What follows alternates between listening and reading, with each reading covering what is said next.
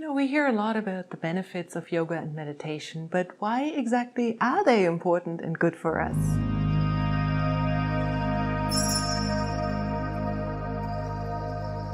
Hi, I'm Katja Cahoon. I'm a yoga teacher and psychotherapist. Why are yoga and meditation important? Well, they bring us back to the present moment. And that is one really important benefit. In the present moment, there is safety.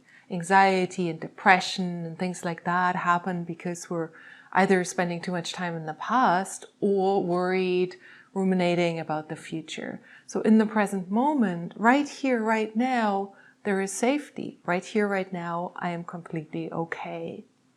There might be things going on in my life that are difficult, whether they're emotionally challenging or physically challenging. But as I'm sitting here this moment, feeling my body, noticing my breathing, I am okay, I am safe. I've got my little puppers with me and I'm talking here to you.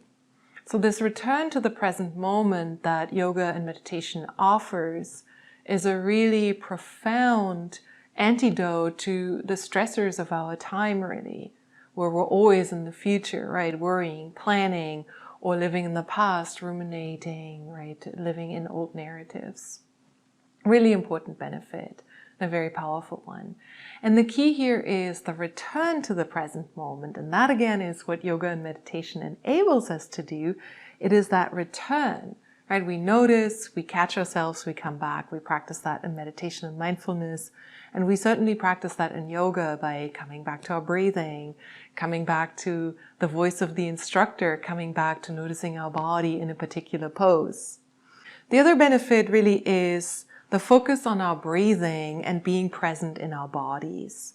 So with yoga, that's pretty obvious, right? You've probably all heard a yoga teacher say, focus on your breathing, make your exhale as long as your inhale, things like that. And there is a real physiological reason for that.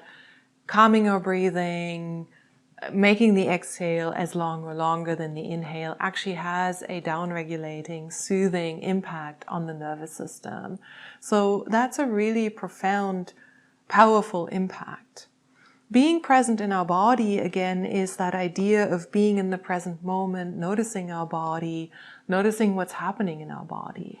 And that's actually really important because emotion is embodied. So we feel emotion in our bodies, and if we're in touch with our bodies in a good enough way, we can learn to manage our emotions, to regulate our emotions, to learn from our emotion.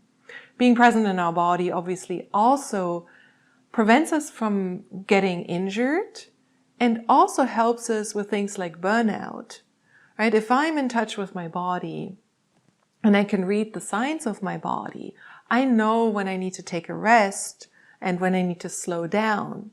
If I'm not, I might just constantly, let's say, fuel myself with coffee and override those signals from my body and then get into really difficult situations like getting actually really sick or things like that. And the other thing, the third really important benefit, there are many more, but I'll focus on those three today, is building distress or emotion tolerance.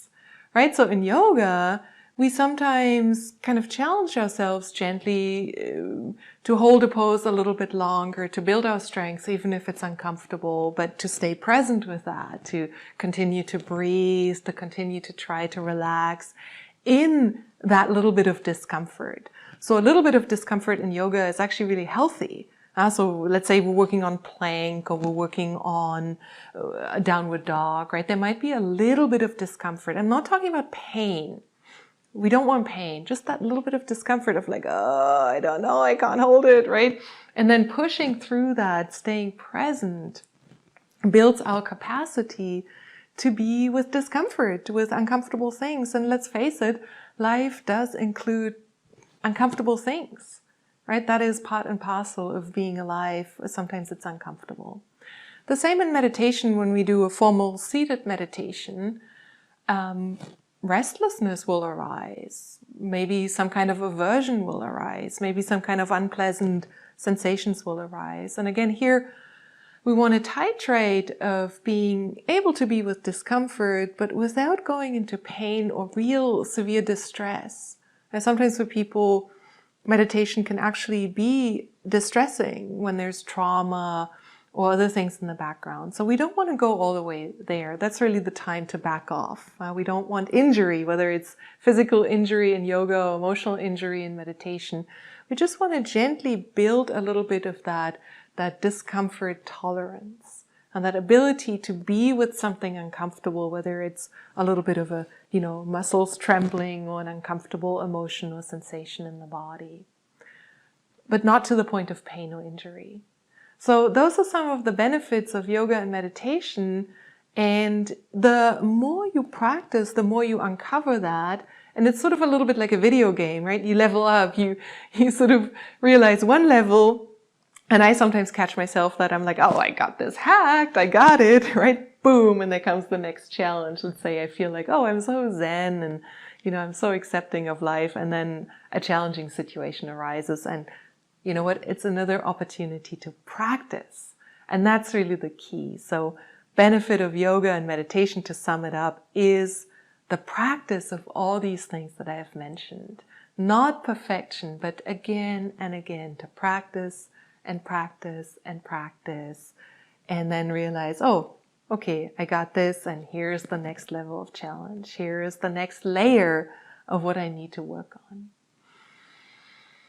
I hope this was helpful. Please continue to practice. Post any questions you might have, and please subscribe. Thank you.